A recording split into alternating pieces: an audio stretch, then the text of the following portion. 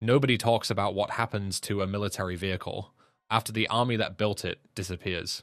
Not retired, not decommissioned in some orderly ceremony, just left behind when the government, the country, or the entire political system that ordered it off the factory floor simply stopped existing.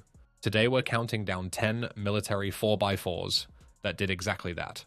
They outlived the armies that built them, sometimes by decades, sometimes serving the very government that replaced the one that made them. Let's start with a truck built for a country that split in two. Number 10. Praga 5 3S. Before there was a Czech Republic, before there was a Slovakia, there was one country, one army, and one truck that army trusted more than almost anything else in its motor pool. The Praga 5 3S, nicknamed the Vejtraska.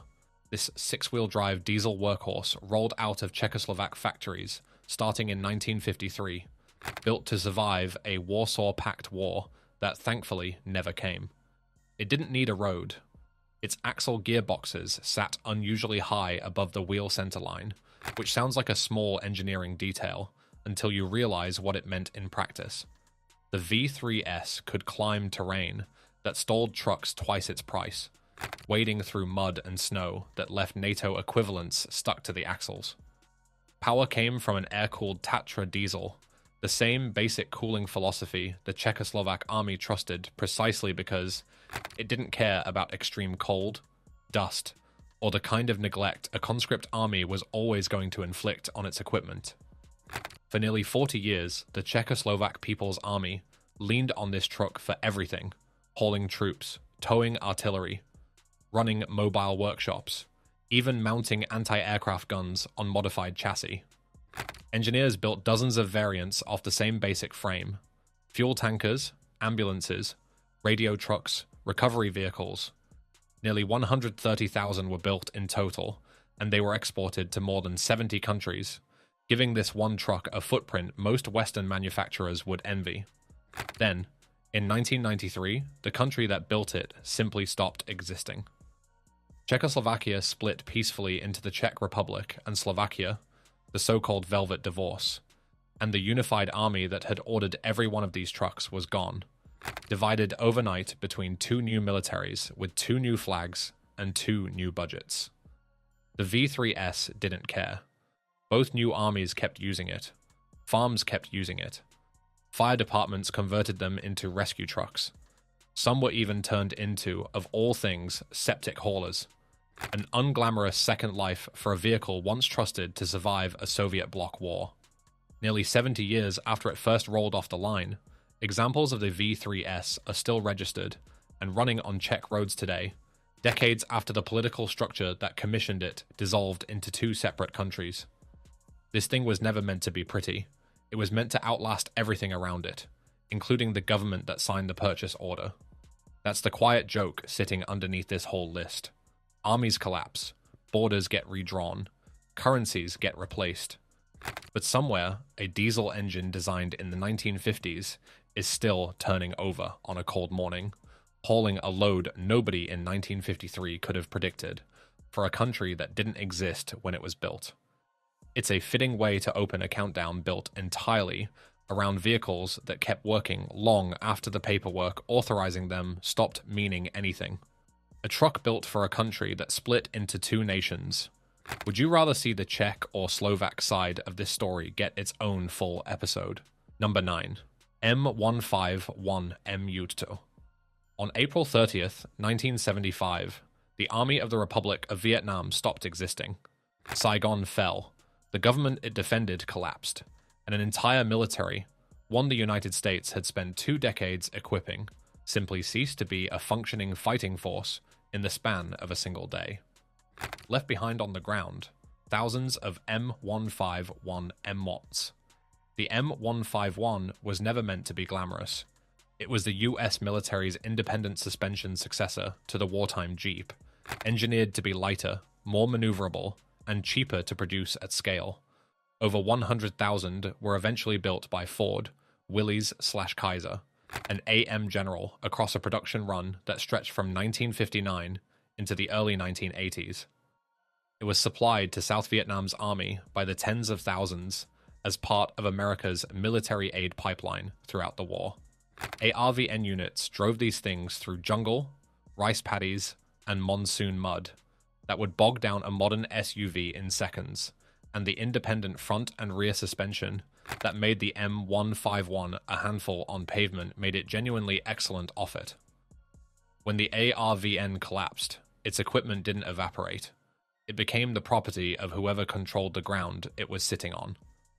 Captured M151s were absorbed into the newly unified Vietnamese military, repainted, repurposed, and kept running for years by mechanics who'd learned to service American parts with whatever was on hand. Improvised gaskets, salvaged electrical components, anything that kept an engine turning over without access to a proper parts supply chain. Others sat abandoned at bases, stripped for parts, or were quietly sold off as scrap and surplus over the following decades, as Vietnam gradually opened up to the outside world. Back in the United States, the same vehicle had a completely different second act. Surplus M151s flooded the civilian market for decades after their military retirement, becoming a staple of overlanding and off-road hobbyists who never fought a day of the war this thing was built for. Entire communities of restorers and collectors exist today around keeping these trucks road legal and running, decades removed from the conflict that put most of them into military service in the first place. That's the split personality of vehicle number 9, one truck, 2 afterlives, and an entire army in between that didn't survive to see either one. The MUTT outlasted the government it served. On both sides of the conflict it was built to fight. It's worth noting how different this survivor story is from the wartime Jeep further down this countdown. The M151 wasn't a scarce wartime relic. It was a mass production successor, built specifically to be cheap, replaceable, and everywhere, which is exactly why so many ended up scattered across 2 completely different post-collapse economies at once. This truck ended up serving both sides of the same war it was built for. Do you think that counts as a true survivor? Or does switching sides disqualify it? Let us know below. Number 8. IFA P3. Some vehicles get retired. This one spent nearly 30 years sitting in reserve for a war that never came, and was still on the books the day the whole country dissolved. The IFA P3 was East Germany's first and only attempt at building its own off-road military vehicle at scale. Introduced in 1962 as a homegrown successor to the Soviet GAZ-69, it was built at Ludwigsfelde for the National People's Army and the GDR's border troops. A boxy, tub-bodied 4x4 meant to prove East Germany could build its own rugged utility vehicles instead of importing everything from Moscow. About 4,000 were built in total before production quietly ended in 1968. It ended not because the vehicle failed, but because of a decision made above the factory floor. East Germany's Comecon partners agreed the GDR should stop building its own off-road vehicles entirely, leaving that role to Soviet manufacturers instead. No direct successor was ever built. From that point on, whatever new off-road vehicles the NVA needed came from the Soviet Union. GAZ and UAZ imports took over the frontline role the P3 was designed for. That should have been the end of the story. It wasn't. The GDR's border troops kept driving existing P3s well into the late 1980s, patrolling the very frontier that would come down in 1989. The NVA, meanwhile, held onto much of the remaining fleet as mobilization reserve. Vehicles kept in reserve depots in case a war with the West actually broke out, maintained and ready, right up until the moment nobody needed them for that purpose anymore. When the Berlin Wall fell in 1989 and German reunification followed in October 1990, the NVA was formally dissolved into the Bundeswehr, and the P3s still sitting in those reserve depots went with it, decommissioned along with the army that had been stockpiling them for a war that never happened. Only after 1990, when those mobilization reserves were broken up and sold off, did meaningful numbers of P3S reach private collectors. Today, a small population survives in the hands of enthusiasts who prize it precisely because it's rare. A vehicle whose entire production run ended in 1968, yet which somehow stayed on active military inventory for over 2 decades longer, right up until the country that built it stopped existing. That's the real irony buried in this entry. Not a truck cut short by a collapsing government, but one that outlasted an entire strategic role it was designed for, sitting quietly in reserve until the government itself ran out of time first. Get the dates right on this one if you're fact-checking along at home. This wasn't a rushed 1980s program interrupted by history. It was a fully realized 1960s vehicle that simply refused to leave the inventory, decade after decade, until there was no inventory left to belong to. This truck was built in the 1960s, but stayed in reserve for a war that never came, right up until its own country dissolved. What's the longest you've heard of a piece of equipment sitting in reserve before finally being retired? Number 7. LARC-V. About 600 of these were deliberately sunk by the US military rather than left behind. The ones that survived are still hauling cargo and tourists today. The LARC-V is an aluminum-hulled amphibious cargo carrier developed in the 1950s and put into production in the early 1960s. 5 tons of capacity, 4-wheel drive on land, propeller-driven in the water, built to move supplies straight from an offshore ship to a beach with no port required. Roughly 950 were built total. The US Army and Navy leaned on it hard during the Vietnam War for exactly that job, moving cargo across beaches under conditions no wheeled truck could touch, running supply lines that kept forward operating bases stocked without ever needing a proper harbor nearby.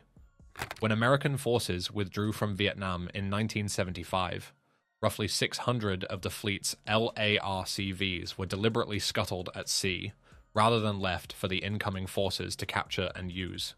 A strange, quiet ending for a vehicle built to survive almost anything, sunk not by an enemy, but by the very military that had trusted it for a decade of beach operations. But it wasn't the end of the type. Around 200 stayed in official US military service for decades afterward, kept on for the exact niche job nothing else does as well: ship-to-shore logistics without a harbor. Allied militaries in Australia, Argentina, Portugal, and elsewhere operated their own fleets independently, and some of those examples are still in active or reserve service today, more than 60 years after the design was finalized.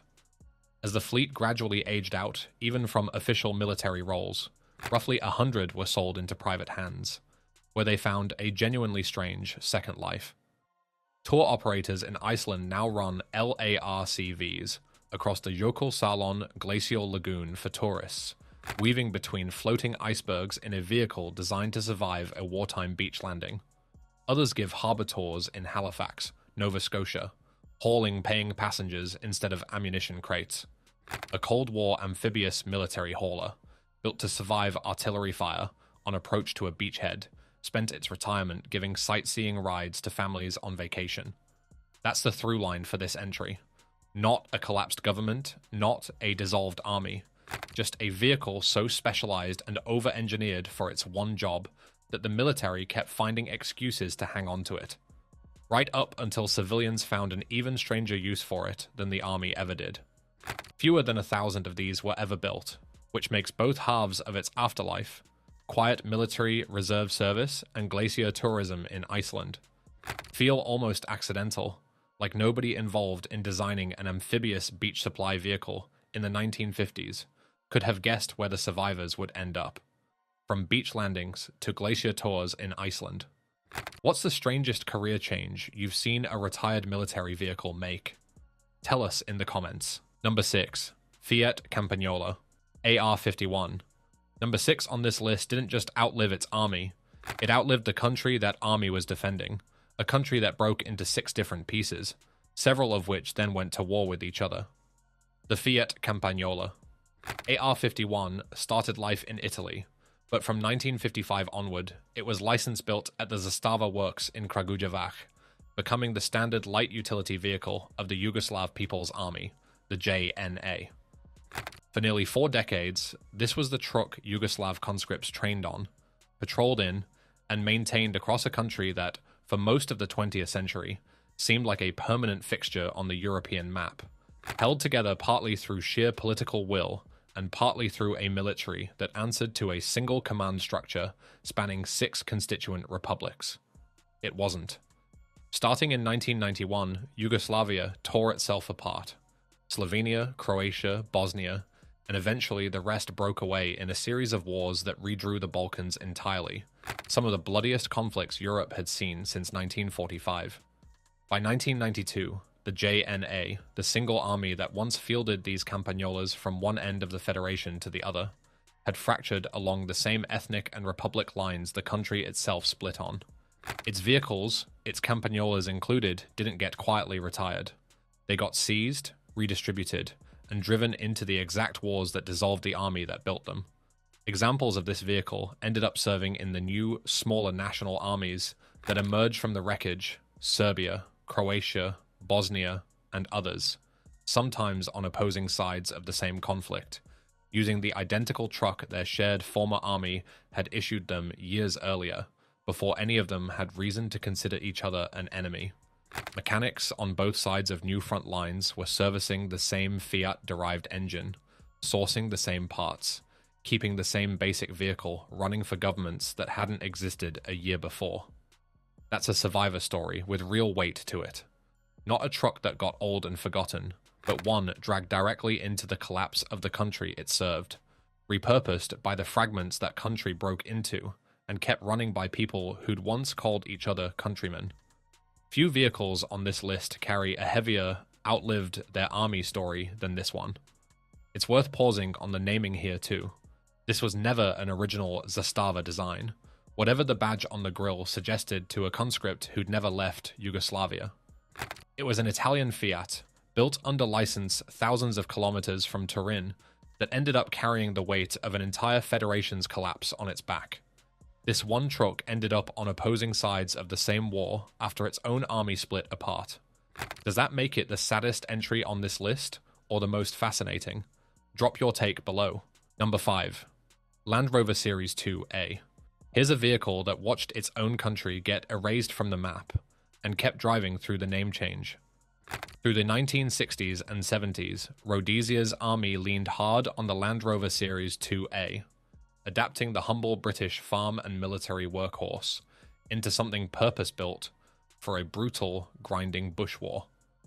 Rhodesian workshops welded on improvised mine protection plating, mounted machine guns to the beds, and built entire convoy tactics around this one platform, because international sanctions meant Rhodesia couldn't just buy whatever military hardware it wanted.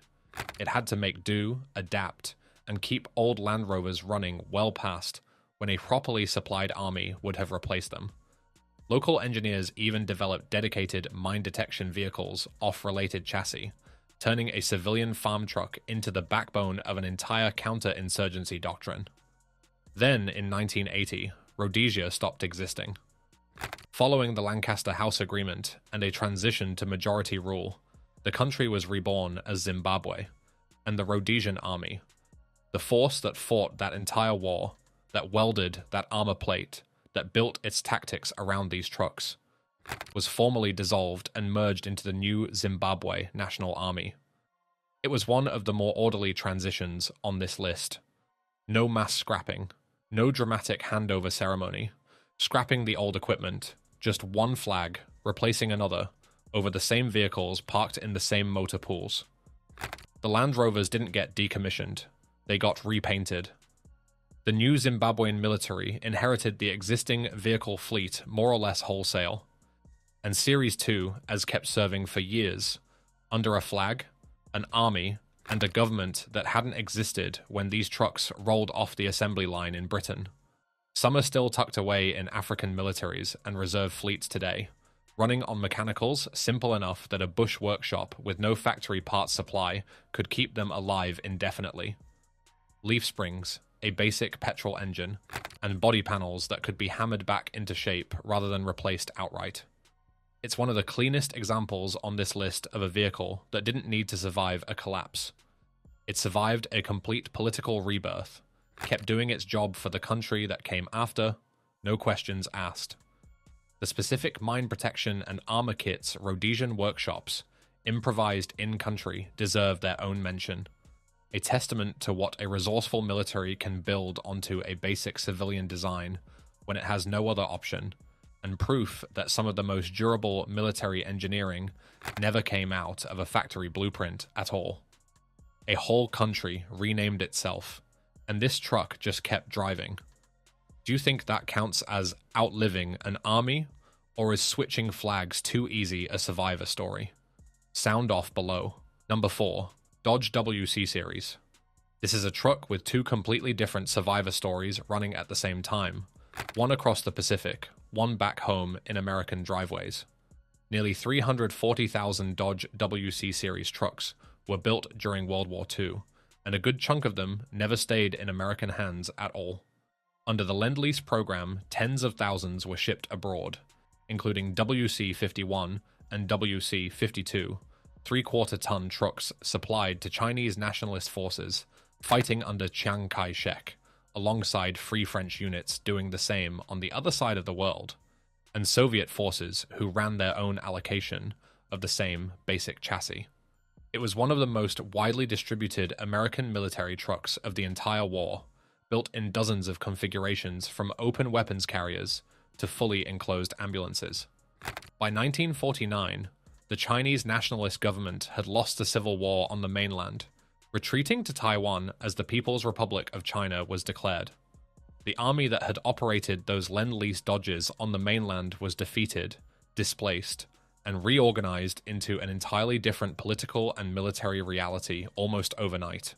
One of the most abrupt, your army just stopped existing, moments on this whole list.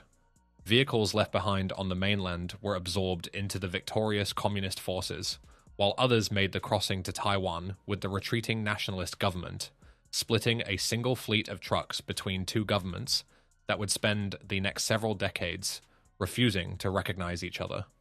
Meanwhile, back in the United States, this exact truck was quietly becoming a legend in its own right.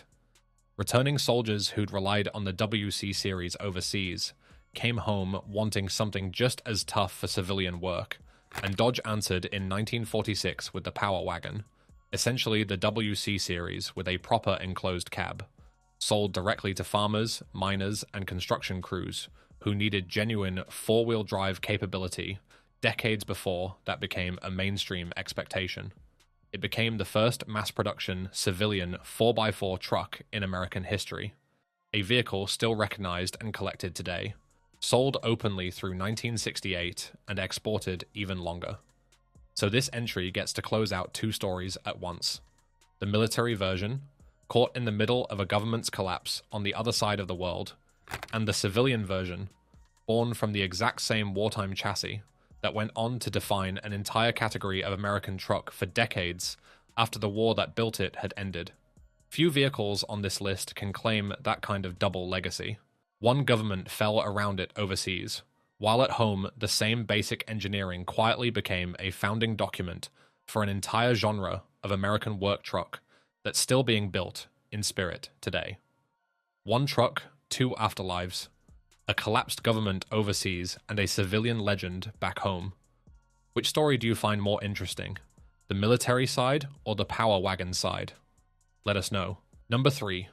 Kaiser Jeep M715. The US Army gave up on this truck within about a decade. Other countries kept buying it for years after Washington moved on. The Kaiser Jeep M715 was never a glamorous vehicle, even by Jeep standards. A boxy, no frills, 1.25-ton military truck built for hauling cargo and troops, not looking good doing it.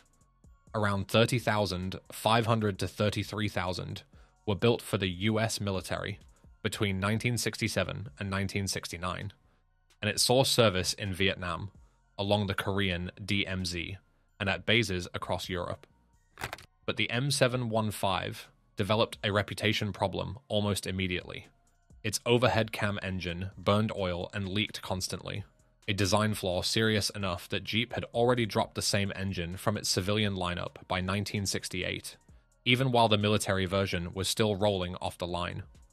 By the mid-1970s, the US Army had had enough.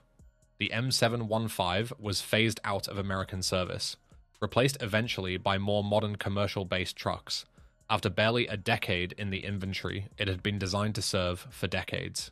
Complaints about frame breakage and excessive oil consumption piled up throughout its short career, and the notoriously troublesome overhead cam tornado engine never fully earned the trust of the mechanics who had to keep it running in the field. That should have been the end of the line. It wasn't. Once the US contract wound down, the newly renamed AM General picked up the design and kept building it. Not for the Pentagon, but for export. Starting in 1978, the AM715 export variant went to Israel, giving the design a second life serving a military the original Kaiser-era version never touched. South Korea went a different route entirely, licensing the whole design outright as the KM45O, a version Kia still builds and updates today, more than half a century after the American original left US service.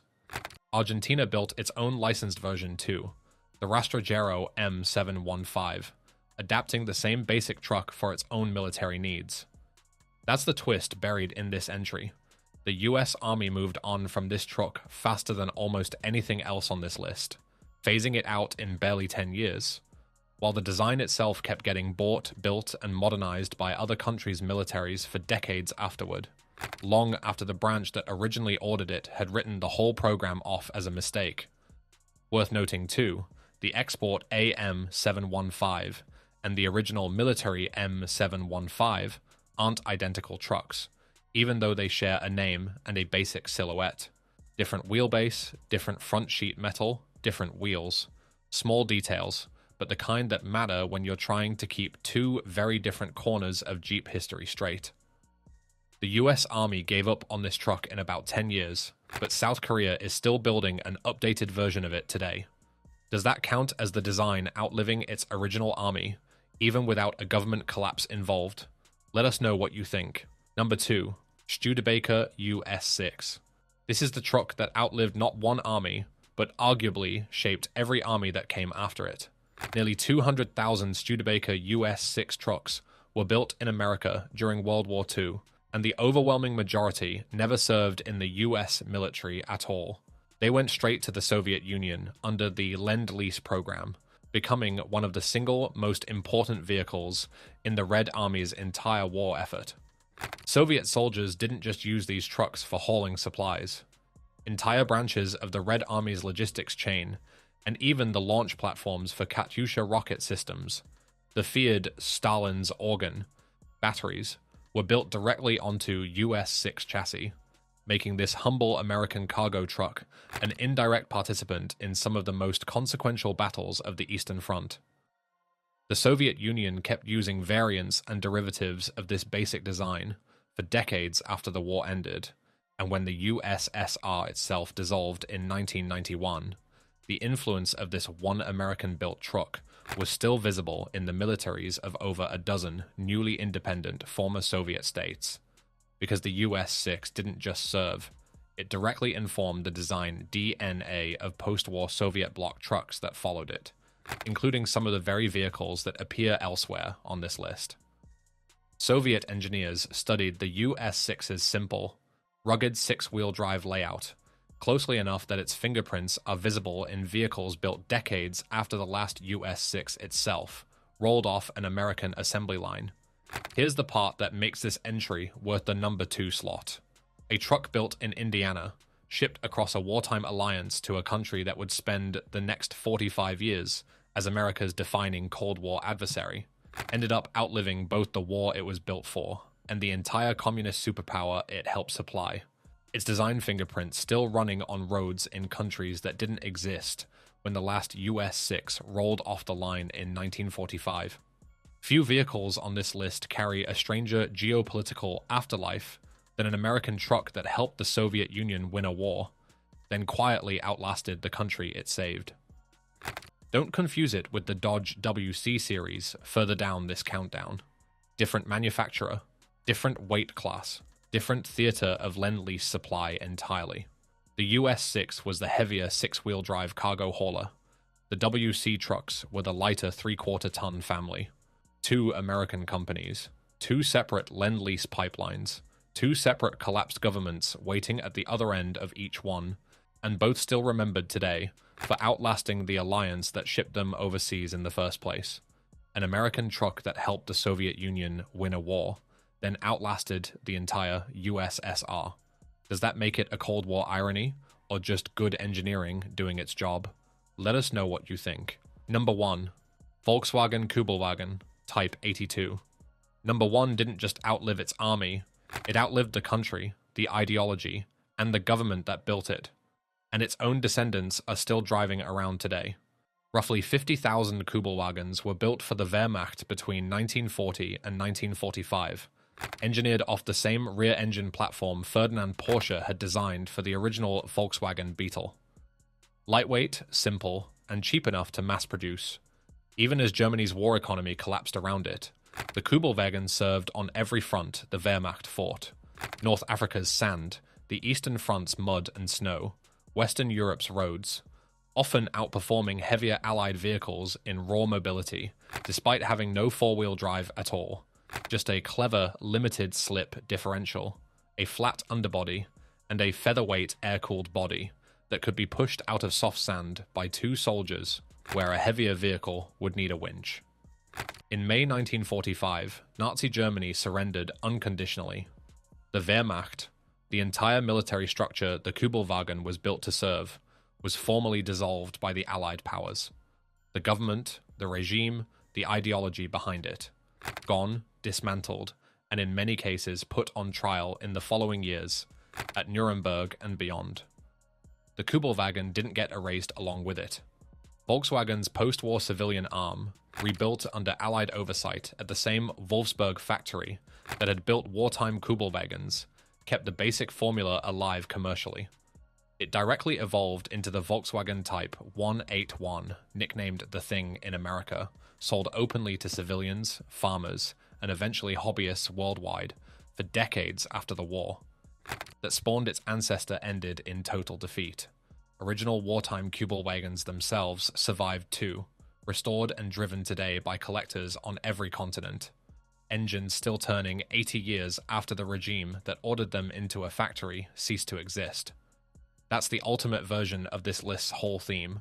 A vehicle built by a government the entire world united to destroy, whose basic engineering was good enough, simple enough, and durable enough to keep rolling forward into a world that had erased everything else about where it came from. 10 trucks, 10 collapsed or dissolved armies, and one closing thought worth sitting with. None of these vehicles cared what flag they carried, what ideology signed their purchase order, or what government collapsed around them. They just kept running, kept working, kept getting driven, long after everyone who'd fought over them was gone. That's the whole list in one sentence. Number 1 on this list outlived a regime the entire world united to destroy. What other piece of history do you think deserves the same outlived their army treatment? Drop your pick below for a future episode. Governments fall, borders get redrawn, currencies disappear, ideologies collapse, and entire militaries dissolve overnight. But somewhere, decades later, a diesel engine built for a country that no longer exists is still turning over on a cold morning. That's the real story behind every one of these 10 vehicles. If you want to see which overbuilt 4x4s are still winning fights the manufacturer never designed them for, the next video on screen has 10 more. Subscribe if you want the next countdown when it drops.